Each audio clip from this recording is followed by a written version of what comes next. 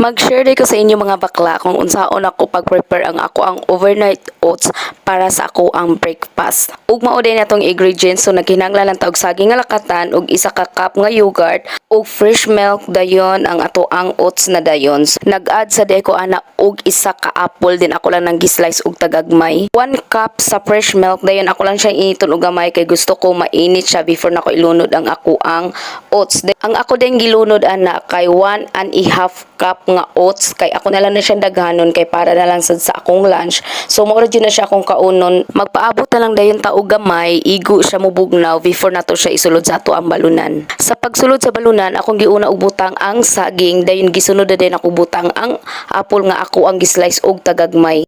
Gisunod na sa nakog butang ang akong yogurt nga 1 cup. So ang yogurt nga akong gigamit na ay kay Pascual ang brand. So depende na sa inyo kung unsa nga klase nga yogurt yung gamiton. Then ang flavor nga yogurt akong gigamit